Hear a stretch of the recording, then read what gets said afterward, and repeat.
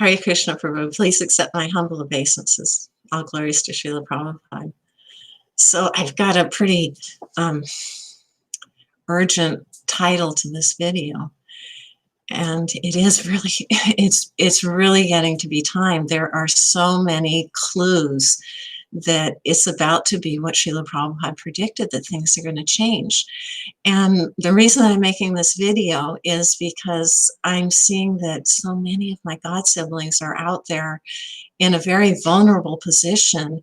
And so this is just a plea to, if you're hearing this, you are probably a sleeper cell devotee.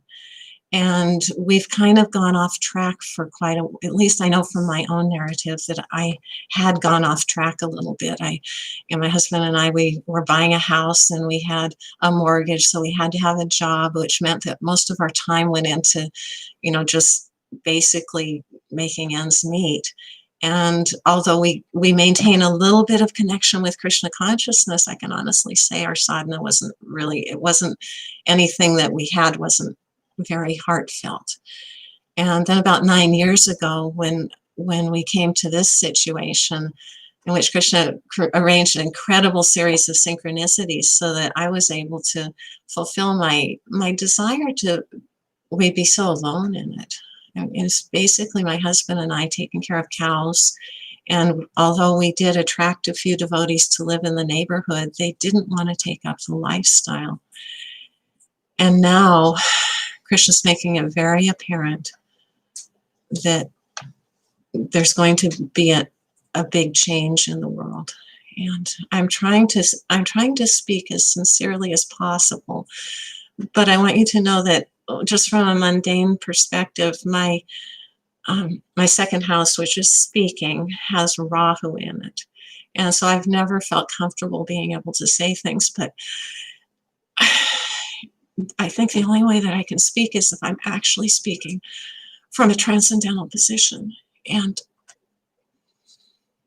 if you're hearing this, Krishna wants you to know that it's time to make some changes, that things aren't going to go back to the way they were. And that this lifestyle that my husband and I are living is actually going to be the lifestyle that everybody has to experience. But it's been totally amazing too, I can honestly say, producing most of our food and not having any money. It's like Krishna arranged that we had this property. We thought it would be 5 acres, beautiful farmland with a house and a bunch of barns. But then it turned out that for like the exact amount of equity that we had in our previous property, we got 14 acres, which was enough to actually do a cow program by breeding a cow every other, having the 14 acres and plus having, the neighbor's property. So it's been like miracle after miracle.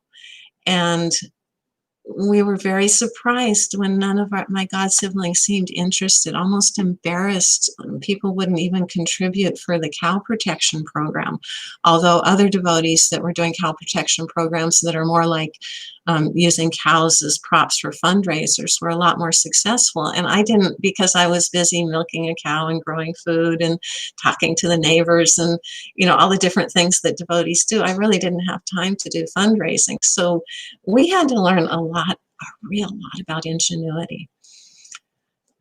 So I want to get back to the people that I'm speaking to, the people who are sleeper cell devotees.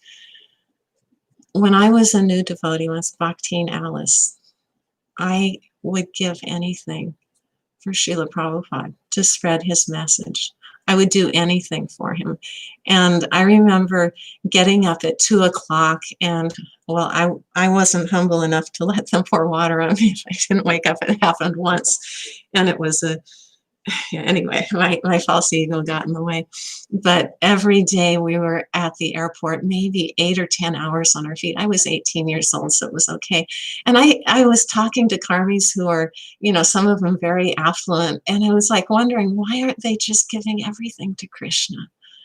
And that was the mood that all the devotees had. When we had Mangal Artik, it was just jumping and just an ecstasy for their lordships. I was in Berkeley most of that time that I'm thinking about, and we had Lord Jagannath, Baladev, and Subhadra, and we had fantastic Rath Yatras.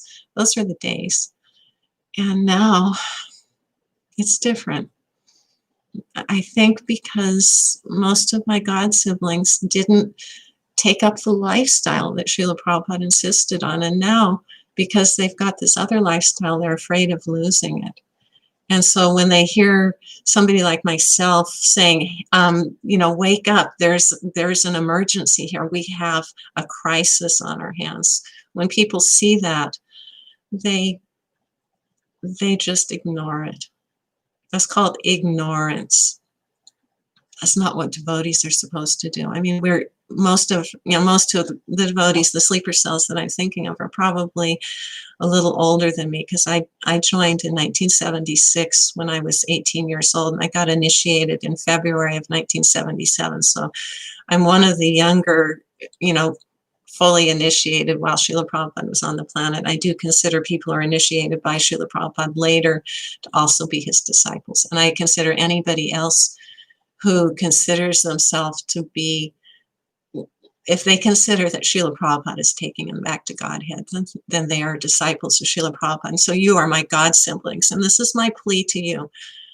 Please, I mean, I'm not saying this for any kind of personal aggrandizement. I don't have any motive about what you're doing, but I feel that Prabhupada's worried. Prabhupada doesn't worry, but he wants somebody to give a wake-up call to the sleeper cell devotees. And maybe because I've taken up this position of following Srila Prabhupada's instructions in terms of lifestyle, that maybe I've had some realizations, and maybe you should listen to me. I want to start a forum where we can talk about what should people do if you live in a neighborhood and you're renting a house, or you have a house but it's not set up. What would you do the first day that the electricity and maybe the water and all the communications went off? What would be the first thing that you do? And that's the kind of thing that we discuss in the forum. The kind of things that maybe having a 12-volt system that you can use the sun for some time, because the transition period is going to be very intense. So anyway, I guess I'm only able to do these live streams now because somebody kindly gave me a computer that doesn't die every 2 seconds, which is why I hadn't done it before. But I want my god siblings to discuss this, and I want them to get out of their dependence on the grocery stores. I mean, come on, gasoline, we're devotees. We shouldn't have to depend on what the demons have provided. We have Krishna to provide for us. So I'm going to end here. Let's see, I'm not sure how many minutes. Oh, it's been 8 minutes, so that's a bit long. But anyway, please email me if you hear this. If you're a sleeper cell devotee, and if you're hearing this, you are a sleeper cell devotee, and this is for you. So again, my dear God brothers, my dear God sisters, please accept my obeisances. All glories to Srila Prabhupada.